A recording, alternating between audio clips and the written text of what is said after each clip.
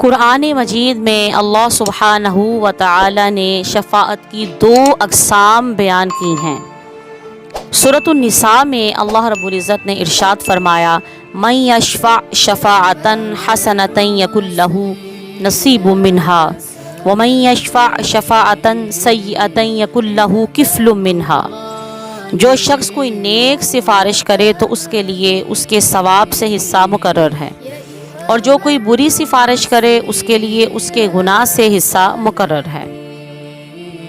اللہ تعالیٰ نے جن کو شفاعت اجازت عطا کر رکھی ہے، قیامت کے دن ان کی شفاعت گناہگاروں کو نفع دے گی۔ سورہ طٰہٰ میں اللہ رب العزت نے ارشاد فرمایا یومئذ لا تنفع الشفاعۃ الا من اذن لہ الرحمن ورضی لہ قولا۔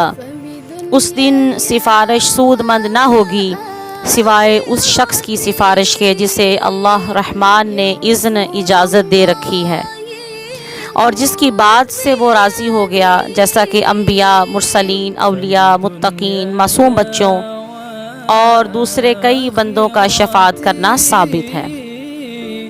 اللہ تعالیٰ نے جن سے وعدہ شفاعت فرمایا ہے انہیں قیامت کے روز شفاعت کا اختیار حاصل ہوگا۔ سورہ مریم میں اللہ نے ارشاد فرمایا لا یملکون الشفاعۃ الا من اتخذ عند الرحمن عہدا۔ اس دن لوگ شفاعت کے مالک نہ ہوں گے سوائے اس کے جس نے خدائے رحمان سے وعدہ شفاعت لے لیا ہے۔ شفاعت صرف آخرت میں ہی نہیں بلکہ دنیا میں بھی ہوتی اور کی جاتی ہے۔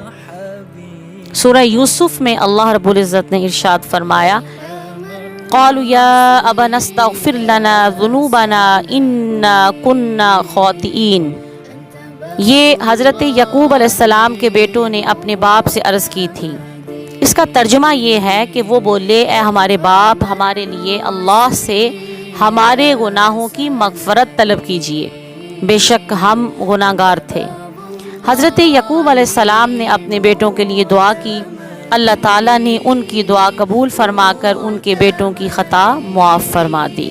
قرآن عظیم فرقان حمید کی ان آیات بینات سے یہ بالکل کلیئر ہو گیا کہ شفاعت برحق ہے اور اس کا انکار نہیں کیا جا سکتا۔